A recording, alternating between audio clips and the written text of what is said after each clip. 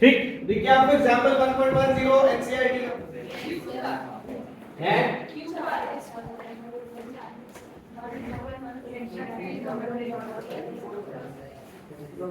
तो ये क्या कह रहा है, ये कह रहा है the electric field components are,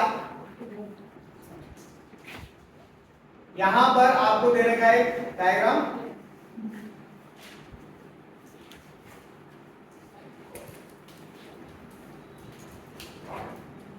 लोगों ने कबूतरों को क्या समझ गया, कबूतर समझ गए, इन कबूतरों को कबूतर मत समझ लेना, ये वही पुराने साल के वो विद्यार्थी हैं जिन्होंने पढ़ाई नहीं की। हाँ तो इतने क्लास अटेंड करने आते हो, ये लोग गए थे विदेश में, बोलते कि हमने उस समय फी दी थी ना, तो आप तो नहीं देने वाले टक के पकड़े थे। तो ये हो गया आपके पास एक क्यूब मान लेते। अब यहां पर एक इंटरेस्टिंग बात ये बच्चों कि इसका साइड दिया हुआ है ए और यहां से लेकर यहां तक की दूरी दी हुई है ए, ठीक। और दूसरी बात यहां पर बोला हुआ है कि जो इलेक्ट्रिक फील्ड है वो एक्स डायरेक्शन में है, अल्फा एक्स की पावर हाफ, ये दिया हुआ है। और ऐसा यूनिट इसका Newton per coulomb into metre square होगा, और यहां पर अल्फा की वैल्यू दिया हुआ 800 है ना, यूनिट क्या है की power half, newton per coulomb into metre की पावर हाफ, है ना, newton per coulomb into metre की पावर हाफ, ऐसा दिया, ठीक। अब electric field along y direction और electric field along z direction कितना है, 0 दिया हुआ है ना, electric field along x direction और electric field along y direction 0 दिया हुआ है। अब वो दो क्वेश्चन पूछ रहा है, पहला क्वेश्चन पूछ रहा है कि क्यूबॉइड क्यूब के थ्रू कितना फ्लक्स होगा, नेट फ्लक्स कितना होगा, और दूसरा वो पूछ रहा है कि इसके अंदर कितना नेट चार्ज एनक्लोज है। इस क्वेश्चन को हम बोलेंगे अच्छा क्वेश्चन, ठंड लग रहा है, बोलो मुझे ठंडी, मुझे गर्मी का एहसास हो रहा है, जल्दी कंबल ले आना, ठीक है। तो इसमें दो क्वेश्चन है, एक क्वेश्चन है फ्लक्स कैलकुलेट करने का और दूसरा क्वेश्चन है चार्ज कैलकुलेट करने का। तो फ्लक्स कैलकुलेट करने के लिए हम देखेंगे कि फ्लक्स का मतलब होता है number of field lines crossing a given area perpendicularly या नॉर्मली, ठीक। अब जो इमेजिन करो कि कोई सरफेस, ऐसा सरफेस, तो ये जो फील्ड लाइंस होंगी वो उसको परपेंडिकुलर क्रॉस करेंगी, ये जो फील्ड लाइंस होंगी वो क्रॉस करेंगे या परपेंडिकुलर, या जो ये वाली फील्ड लाइंस होंगी परपेंडिकुलर क्रॉस करेंगे क्या, नहीं। यानी कि ये जो प्लेन है, फॉर एग्जांपल ये एक इसको आप स्क्वायर की तरह मान के चलो, तो अगर ये स्क्वायर है तो इसका जो लेंथ है, लेंथ के अलोंग या इसके ब्रेड्थ के अलोंग जो इलेक्ट्रिक फील्ड है वो उसको क्रॉस नहीं करेगी, सिर्फ ये क्रॉस करेगी। समझ आया, ये बात समझ में आई ना आपको?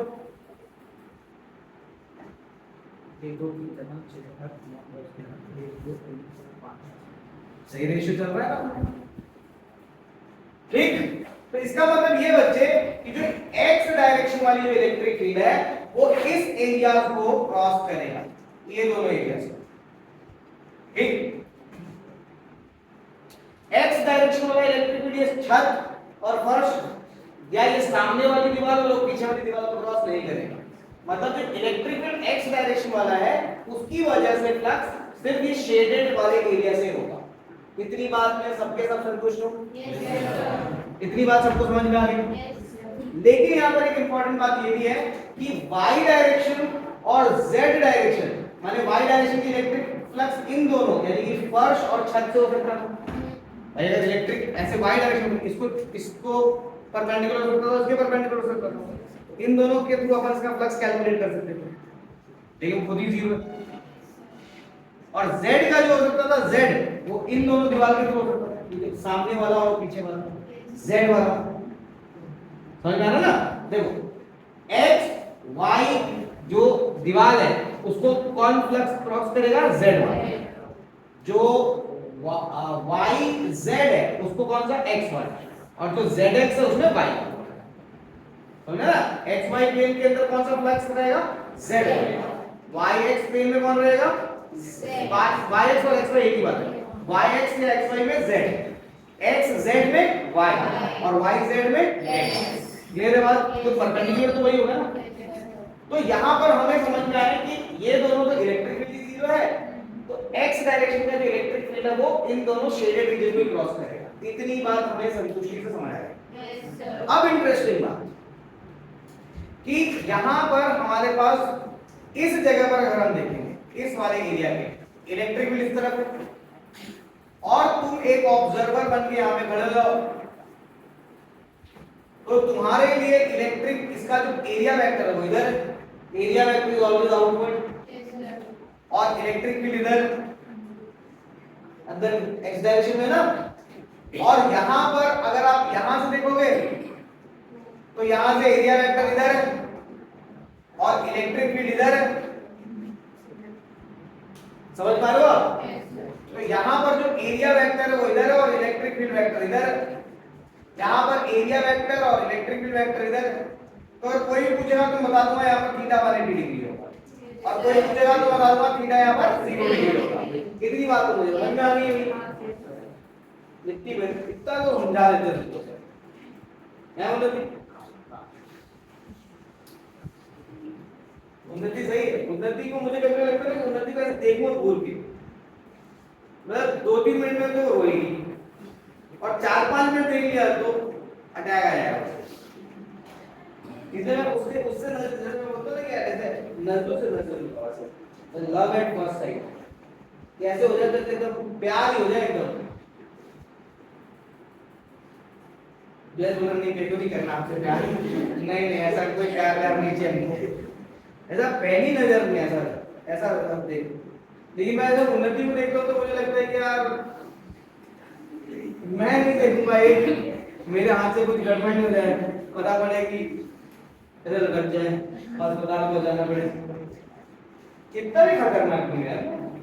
चलो तो बेटा अपन फर्स्ट सरफेस से इधर से फ्लक्स कैलकुलेट करते हैं। तो यहाँ जो फ्लक्स होगा वो क्या होगा? ई ए कॉस थीटा। अब यहाँ पर ध्यान देना है, जो सबसे ज्यादा ध्यान देने वाली बात है, सबसे ज्यादा ध्यान देने वाली बात वो है कि जो इलेक्ट्रिक फील्ड है वो x पे डिपेंड कर रहा है। x वेरिएबल है, x बदल रहा है। इलेक्ट्रिक फील्ड आपका यूनिफॉर्म नहीं है, इलेक्ट्रिक फील्ड आपका यूनिफॉर्म नहीं है। तो ये वाली जो दीवार खड़ी है वो कितने x पे खड़ी है? x इक्वल टू a पे। यहां से लेकर यहां तक x की वैल्यू कितनी है? और at the same time interesting बात ये है कि इस दीवार पे हर जगह पे x सेम है, क्योंकि एक x पे ऐसे खड़ा हुआ है। समझ आ रहा है ना? जैसे मैं यहां से ऐसे चल रहा हूं तो मैं बोलूंगा कि हर जगह पे इलेक्ट्रिक फील्ड अलग अलग है, लेकिन मैं यहीं खड़ा हूं तो यहां तो पूरे शरीर में जितनी भी इलेक्ट्रिक फील्ड कांस्टेंट होंगे ना x, तो यहां पर फिक्स है, इस जगह पे x फिक्स है। तो यहां पर x की वैल्यू कितनी हुई? यहां पर x की वैल्यू a, और इस दीवार पे x की वैल्यू कितनी हुई भाई? यहां से यहां तक a और ये भी a, तो यहां से यहां तक कितना हो गया? x = 2a। ये दीवार x = कहां पे खड़ा है? 2a पे, और ये वाला दीवार कहां पे खड़ा है? x = a पे। तो जब यहां पर आप कैलकुलेट करोगे तो सबको 1 1 ले लो, और जब यहां पे कैलकुलेट करोगे सेकंड वाले पे तो उसको phi2 = e2 a2 cos θ2 आया। हां आया। फ्लक्स 1 कैलकुलेट करने के लिए क्या लिखेंगे हम? E1 को लिखेंगे हम अल्फा, x की जगह पुट करेंगे हम a की पावर हाफ, और एरिया मतलब ये पूरा एरिया, ये तो क्यूब है ना, तो इसका ये दीवार जो शेडेड दीवार उसका एरिया कितना होगा? a² a * cos 180 degree. Clear है बात? अब यहां पर मुझसे कोई पूछेगा तो नहीं सर कि a की पावर 2 और 1/2 को मैं 5/2 लिख दूं तो? अरे 1/2 + 2 कितना होगा? 1/2 + 2 कितना होगा? एलसीएम लेना सीखा है क्या? 1 + 4/1 2 5/2। लिख दूं ना, तो उसको मैं लिखूंगा phi 1 equal to alpha a की पावर 5/2 और cos 180 डिग्री की वैल्यू कितनी होती है -1। cos 180 डिग्री की वैल्यू -1। ये हमारा फ्लक्स हो गया। आप एकदम भड़बड़ा मत जाओ कि सर हम तो क्वेश्चन में वैल्यू दिया हुआ है अल्फा की और a की और वैल्यू पुट कर देते हैं। सबसे लास्ट में वैल्यू पुट करो, वैल्यू पुट करके पहली कैलकुलेशन में तो लग जाओ, ठीक है ना। आप पहले कॉन्सेप्ट को अच्छे से पकड़ो, सुंदर सुंदर लिखो और वैल्यू को अंतिम में पुट करो जहां पे जरूरत है, क्योंकि वैल्यू को कैरी करना मुश्किल होता है, उसी में कई बार गलती होती है। न्यूमेरिकल भी सॉल्व करो तो पहले आप पूरा बना लो, हाँ चलो प्रॉपर, और उसके बाद में वैल्यूज को प्रॉपर यूनिट के साथ पुट करो। भैया वो सेंटीमीटर का मीटर में है कि नहीं है, मिली एम्पियर में है तो एम्पियर में रखना है उसको, माइक्रो कूलम में तो कूलम में रखना है उसको, प्रॉपर यूनिट बनाना है। यहाँ पर मिस्टेक्स होती है, तो हम पहले अपनी व्यवस्था जमा लें अच्छे से, उसके बाद लास्ट में वैल्यू पुट करेंगे। अब इसके लिए जो फ्लक्स 2 कैलकुलेट करेंगे तो क्या लिखेंगे आप E2। अब यहाँ जो इलेक्ट्रिक फील्ड होगा वो होगा अल्फा, और यहाँ पर x की वैल्यू कितनी है अल्फा 2a की पावर 1/2 into a का a स्क्वायर रहेगा और यहाँ पर cos 0। तो यहाँ पर हो जाएगा phi 2 इक्वल टू ये √2 बाहर आ जाएगा, ये वाला √2 के बाद √2 अल्फा a की पावर 1/2 और a स्क्वायर हो जाएगा a की पावर 5/2 और cos 0 डिग्री बना। समझ आएगा? अब आपको जो टोटल फ्लक्स कैलकुलेट करना है, तो टोटल फ्लक्स कैलकुलेट करते समय क्या करना है अपने को phi 1 प्लस phi 2। जब इनको जब जोड़ोगे तो आप ये लिखोगे that is equal to minus alpha a की पावर 5/2 प्लस √2 अल्फा a की पावर 5/2। इसको हम ऐसा लिख देंगे अल्फा a की पावर 5/2 बाहर और यहां से 1 माइनस सर यहां से √2 माइनस 1 √2 माइनस 1। और अगर आप अपने को वैल्यूज पुट करनी है तो आप पुट कर सकते हैं। तो यहां पर phi की वैल्यू कितनी हो जाएगी अल्फा की जगह 800, a कितना दिया हुआ है 0.1 मीटर, तो 0.1 की पावर 5/2 और √2 की वैल्यू हमारे पास होती है 1.414 माइनस 1। ठीक है, ठीक है। तो ये हो जाएगा 5, और जिंदगी भर याद रखो घबराना नहीं होता है कि सर हमारा तो स्कूल में आंसर ही क्या दिया हुआ है सर। तो ये 0.1 को लिखो 1/10, ठीक है। 0.1 को क्या लिखेंगे 1/10 और 1/10 की पावर 5, तो पहले 5 बार लिखो और उसका 1/2 यानी कि स्क्वायर रूट है, और ये 1.414 होता है 0.414 बचेगा, ठीक। तो इस रूट में से ये दोनों बाहर आ जाएंगे, तो ये हो जाएगा 800, इसका 10 बाहर और इसका 10 बाहर, और एक ये बच गया 1/√10, सिंपल हो गया। और ये हो गया आपका ऊपर में 0.414, ये गया। √10 को आप चाहो तो रैशनलाइज करो, ठीक है। तो रैशनलाइज करोगे तो ऊपर एक √10 हो जाएगा और नीचे 10 हो जाएगा, हो जाएगा ना 10। अब आप मल्टीप्लाई करो, 8 4 जा 32/2 3 कैरी, 8 1 जा 8 प्लस 3 11 का 11 1 कैरी ओवर 1, 8 4 जा 32 प्लस 1 33। तो ये हो गया हमारे पास 3.312 और इसको 10 से डिवाइड किया ये 0.312 आ जाएगा, ठीक है, into √10 into square root of 10। तो अप्रोक्सीमेट वैल्यू, ऐसे तो आप ठीक ठाक याद कर सकते हो, लेकिन अप्रोक्सीमेटली वैल्यू बता रहा हूं आपको, पाई स्क्वायर को हम लगभग 10 ले लेंगे, पाई स्क्वायर यानी 3.14, तो थोड़ा सा ज्यादा लेंगे 3. क्योंकि पाई स्क्वायर को हम एक्सेलरेशन ड्यू टू ग्रेविटी के बराबर लेते हैं, पाई स्क्वायर और g को काट सकते हैं अप्रोक्सीमेटली। तो 3.14 का स्क्वायर लगभग 9.8 लेते हैं, तो 3.16 ले लो, लगभग 3.16। समझ गए आप? तो 3.16। अब ये वाला गुणा भाग कर लो थोड़ा, ये हो जाएगा आपका Newton per coulomb into metre square. ये बात समझ में है? ये तो कर सकते हो अपन। अब इसके बाद अगर मान लो तुमसे ये पूछा जाए, सेकंड वाला क्वेश्चन पूछा है कि भैया ये बताओ कि इस वाले क्यूब ने कितना फ्लक्स एनक्लोज किया है, इस वाले क्यूब ने कितना फ्लक्स एनक्लोज किया है। तो सॉरी कितना चार्ज एनक्लोज किया, तो charge enclose by this q, not flux. तो फ्लक्स तो हमने निकाल लिया। अब बाय यूजिंग गॉसेस लॉ, क्या कह रहा है? वो कह रहा है कि जो टोटल फ्लक्स होता है, मतलब गॉसेस लॉ कहता है जो टोटल फ्लक्स होता है वो होता है q एनक्लोज्ड अपॉन एप्सिलॉन। ये होता है q एनक्लोज्ड अपॉन एप्सिलॉन। तो टोटल चार्ज इसने कितना एनक्लोज किया है वो हो जाएगा 5 टाइम्स एप्सिलॉन, 5 टाइम्स एप्सिलॉन। तो आपने क्या 5 की वैल्यू कैलकुलेट कर ली है? हां सर ये कैलकुलेट कर लिया है। तो जाएगा 0.3312 मल्टीप्लाइड बाय 3.16 इनटू एप्सिलॉन की वैल्यू कितनी है? 8.854 into 10 to the power -12 coulomb में आंसर आएगा। अब सर हमें कैलकुलेट करने का बिल्कुल मूड नहीं है, छोड़ दो इतना डब्बा बनाना, ठीक? लेकिन कैलकुलेट कर लेते हो, ये कोई बहुत बड़े कैलकुलेशन है नहीं। अब तुम्हें लग रहा है ये बहुत बड़े, तो तुम आलसी हो। ये बहुत बड़े कैलकुलेशन नहीं है, इस कैलकुलेशन को करो बैठ के पेशेंस के साथ। तुम्हारे को जो स्टोइकोमेट्रिक आएगा इसमें कैलकुलेशंस केमिस्ट्री के अंदर सॉल्यूशंस वाले में, और इसमें जो न्यूमेरिकल्स उसमें फंस जाओगे, बड़े बड़े कैलकुलेशंस उसमें।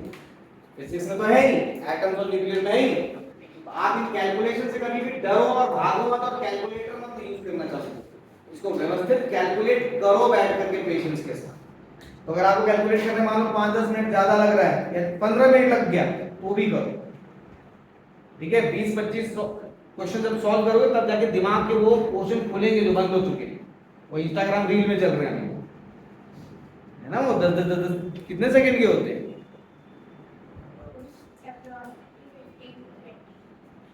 सेकंड्स। लेकिन उसमें 3 सेकंड का हुक होता है। मैंने अपन ने कोई इंस्टाग्राम रील देखा तो सब थोड़ी देखते हैं अपन उसको ऐसे स्क्रॉल करते हैं, लेकिन किसको देख सकते हैं? उसमें 3 सेकंड में जिसने हमारा अटेंशन कैच कर लिया उसको देख लेते हैं। आजकल नहीं हो गया जमाना, तो 3 सेकंड के अंदर जो चीज समझ नहीं आया वो आदमी आगे बढ़ जाता है। तो 3 सेकंड का हमारा स्पैन है क्या? हमारा तो स्पैन होना चाहिए कि मतलब हम 20-20 घंटे बैठ करके चीजों को वो करें। 3 सेकंड सोचो कि हमारा दिमाग कितना करप्ट हो चुका है। तो उसके लिए आपको थोड़ा मोबाइल से, तुम्हें तो करना ही पड़ेगा, बहुत करना। चलो आज के लिए इतना ही। Thank you very much. भगवान आप सभी का भला करे। भाई मेरे ख्याल से समझ में आ गया आपको? बहुत